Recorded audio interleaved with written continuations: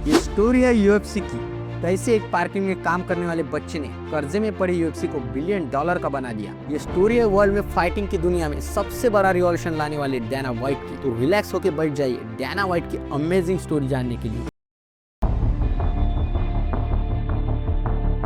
डैना white का जन्म Manchester Connecticut में हुआ था। बचपन से डैना व्हाइट की फैमिली एक शहर से दूसरे शहर ट्रैवल करती रहती थी। वो कभी एक जगह स्टेबल नहीं रहे। डैना व्हाइट कुछ समय के लिए बोस्टन से लॉस वेगास जाता रहता था, लेकिन ज्यादातर वो बोस्टन में रहता था। डैना ने 17 साल की उम्र में बॉक्सिंग सीखी। डैना के हाई स्कूल की पढ़ाई के बाद इसकी फैमिली ने इसे कॉलेज जाने के लिए कहा, पर डैना ने पढ़ाई छोड़ दी और इसके बजाय अलग अलग नौकरियां करना शुरू कर दिया। उसने कुछ समय के लिए सड़कें बनाई। कभी डैना बाउंसर बने और अच्छे होटल में वेलोट भी बने। देखिए, वेलोट मतलब जो कस्टमर्स को गाड़ियां पार्क करने में मदद करते, ग्रीटिंग करते हैं और लगेज उठाने में कोई हेल्प चाहिए होगी तो वो भी करते हैं। होटल में काम करते समय डैना और उसका जो स्टाफ रहता था, इनके बीच टिप के पैसे किसे मिलेंगे इसको लेकर बहस होती थी। और इसे सॉल्व करने के लिए ये लोग एक तहखाने में जाकर आपस में फाइट करते थे और जो जीतता था वो टिप के पैसे ले जाता था और डैना हमेशा इसमें जीतता था। डैना ने 19 साल की एज में डिसाइड कर लिया कि अगर उसे लाइफ में कुछ करना है तो फाइट बिजनेस में ही करना है। डैना को होटल में अच्छी खासी सैलरी मिलती थी, फिर भी डैना को लग रहा था अगर उसे लाइफ में कुछ करना है तो फाइटिंग में ही करना है। तो एक दिन डैना ये वेलोट की नौकरी छोड़ देता है और अपने घर के एक बेसमेंट में किड्स को बॉक्सिंग सिखाना शुरू करता है और स्पोर्ट्स की रिस्पेक्ट कैसी करनी चाहिए ये भी सिखाता है। और इसके बाद डैना बेसमेंट से निकलकर अलग अलग जिम जाके किड्स को बॉक्सिंग सिखाता है। ये कदम डैना के लिए बहुत ही असरदार साबित हुआ, क्योंकि 21 साल की हुई एज में डैना की क्लासेस काफी बड़ी हो गई थी। एक बार क्या होता है, डैना रात के समय अपने घर जा रहा होता है और एक स्ट्रीट ग्रुप डैना पर हमला कर देता है और ये लोग लगभग 20 मिनट तक डैना को पीटते रहते हैं। लड़ाई के वक्त उस ग्रुप में से एक आदमी डैना के लेफ्ट कान पे जोर से हमला कर देता है, जिसके बाद डैना के कान हमेशा बजते रहती थी। और जब डैना डॉक्टर के पास जाता है तो उसे पता चलता है कि उसकी सुनने की क्षमता खो गई है और कान को बहुत ही नुकसान पहुंचा है और उसे मेनियर रोग है, ऐसा डॉक्टर कहता है। मेनियर रोग ऐसा रोग है जिसमें सर घूमता है और कभी भी चक्कर भी आ सकती है।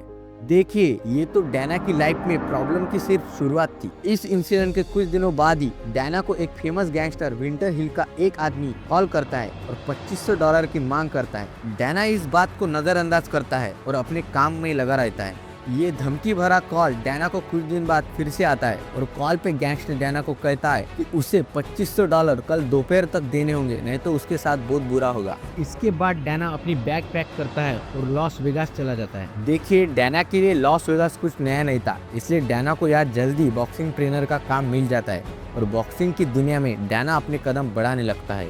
डैना फाइटर्स को ट्रेन करता था। देखिए, ये तो डैना के लाइफ में चल ही रहा था, पर डैना को फाइटिंग की दुनिया में हमेशा से नया और कुछ बड़ा करना था। डैना एक दिन अपने पुराने दोस्त लॉरेंजो फेरिटा से मिलता है और ये जो लॉरेंजो फेरिटा था उस टाइम पे स्टेट एथलेटिक कमीशन रह चुका था और अपने भाई फ्रैंक के साथ मिलकर कसिनोज भी रेंट पे चलाता था। अब ये तीनों मिलकर बॉक्सिंग में बिजनेस करने की सोचते हैं।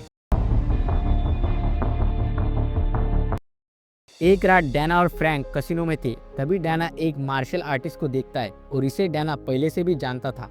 और इसी वक्त फ्रैंक भी डैना से कहता है उसे जानना है कि ग्राउंड पे फाइट कैसे की जाती है। ये दोनों जॉन लुइस के पास जाते हैं और एक बड़ी लंबी कन्वर्सेशन करते हैं और फिर ये दोनों जॉन लुइस से जिजस्सु सीखने की बात करते हैं और थोड़े दिनों बाद ही फ्रैंक और डैना को इस खेल से प्यार हो जाता है। जॉन लुइस के थ्रू डैना को एक बात समझ में आती है कि ये मार्शल आर्टिस्ट एक अच्छे एथलीट तो होते ही है और साथ साथ मेंटली भी बहुत स्मार्ट होते हैं। देखिए, डैना फेरिटा ब्रदर्स के साथ यूएफसी के लाइव शोज अटेंड करता था और वो हमेशा ये सोचता था कि यूएफसी के ओनर इसे और भी बेटर बना सकते हैं। देखिए, डैना मार्शल आर्ट देख चुका था और सीखा भी था, इसलिए डैना का ध्यान मिक्स मार्शल आर्ट पे बढ़ने लगा। इसलिए डैना बॉक्सिंग इंडस्ट्री छोड़ देता है और Tito Ortiz and Chuck Liddell के साथ मिलकर मिक्स मार्शल आर्ट की फाइट ऑर्गेनाइज और मैनेज करता है। देखिए, टीटो ऑर्टिज और चक लीडर ये दोनों यूएफसी में फाइट खेलते थे और इनका यूएफसी के मैनेजमेंट के साथ कॉन्ट्रैक्ट भी साइन हो चुका था। इसलिए डैना टीटो ऑर्टिज और चक लीडर को लेकर प्रॉब्लम में पड़ जाता है, पर फिर भी डैना को यूएफसी की इंसाइट मिलती रहती थी और डैना को एक ऐसी इंटरनेट न्यूज यूएफसी के बारे में पता चलती है जो आगे चल के डैना की लाइफ बदलने वाली थी और यही बात आगे चल के डैना की लाइफ का सबसे बड़ा टर्निंग पॉइंट बनती है। देखिए, यूएफसी उस टाइम पे उतना पॉपुलर नहीं था और उसके जो ओनर्स थे उतना प्रॉफिट नहीं कमा पा रहे थे और इसकी वजह से ओनर्स बैंक करप्ट हो जाती है। तो यही वो बात थी जो डैना को पता चल जाती है और डैना फेरिटा ब्रदर्स के पास जाता है और उनको यूएफसी खरीदने के लिए कहता है। देखिए डैना अकेले तो यूएफसी खरीद नहीं सकता था, इसलिए वो फेरिटा ब्रदर्स को इसके लिए कन्विंस करता है। फेरिटा ब्रदर के जो फादर थे वो बिल्कुल इसके अगेंस्ट थे, क्योंकि उस टाइम पे यूएफसी में कोई रूल्स नहीं थे, टाइम नहीं था फाइटिंग का। इसकी वजह से इस शो की रेपुटेशन काफी खराब हो चुकी थी। फादर के मना करने के बावजूद भी फेरिटा ब्रदर्स यूएफसी खरीदने के लिए तैयार हो जाती है और लॉरेंजो फेरिटा यूएफसी के ओनर को कॉल करता है और कंपनी खरीदने के लिए बात करता है। यूएफसी का ओनर एक मंथ अच्छा सोचने के बाद फेरिटा को कहता है कि वो ये कंपनी $1 मिलियन में 50% पार्टनरशिप के साथ बेचेगा। पर लॉरेंजो यूएफसी के ओनर को $2 मिलियन ऑफर करता है और 100% ओनरशिप वो रखेगा ऐसा बोलता है और $2 मिलियन में ये डील फाइनल हो जाती है और 2001 में यूएफसी फेरिटा ब्रदर्स को बेची जाती है। अब इस कंपनी की 90% ओनरशिप फेरिटा ब्रदर्स के पास थी और 10% ओनरशिप के साथ डैना यूएफसी का प्रेसिडेंट बनता है। जैसे इसकी ओनरशिप आ जाती है, डैना यूएफसी को अच्छा ब्रांड बनाने में लग जाता है और इसके लिए सबसे पहले डैना इसमें रूल्स एंड रेगुलेशंस ऐड करता है। सबसे बड़ी प्रॉब्लम डैना फेस करता है कि कोई भी एडवर्टाइजिंग कंपनी यूएफसी को प्रमोट नहीं करना चाहती थी। यहाँ तक कि कोई कंपनी डैना का कॉल भी नहीं उठाती थी, पर डैना फिर भी अलग अलग एडवर्टाइजिंग कंपनी के ऑफिस के बाहर एडवर्टाइजिंग मैनेजर से अपनी बात करने के लिए वेट करता था, उनके पीछे जाता था। ऐसे ही डैना एक दिन एक कंपनी के बाहर खड़ा रहता है और जब वहाँ से उस कंपनी का पे पर व्यू मैनेजर जा रहा होता है, डैना उसके पीछे जाता है और उससे बात करने की कोशिश करता है। बार बार रिक्वेस्ट करने के बाद वो मैनेजर डैना की बात सुनने के लिए तैयार हो जाता है और डैना की बात सुनने के बाद वो मैनेजर यूएफसी को प्रमोट करने के लिए तैयार हो जाता है। देखिए, पे पर व्यू एक टेलीविजन सर्विस रहती है जहाँ पे व्यूअर्स को पर्टिकुलर एंड स्पेसिफिक प्रोग्राम देखने के लिए पे करना पड़ता है। देखिए, पहले क्योंकि यूएफसी उतना पॉपुलर शो नहीं था, कोई रूल्स एंड रेगुलेशंस नहीं थे, इसलिए इसे कोई भी प्रमोट नहीं करना चाहता था। पर डैना ने इसमें कई सारे चेंजेस किए थे, इसलिए बहुत कोशिश करने के बाद और थोड़ी देर समझाने के बाद एक मैनेजर यूएफसी को प्रमोट करने के लिए मान जाता है। पे पर व्यू के बाद भी यूएफसी लिमिटेड अमाउंट ही जनरेट कर पा रहा था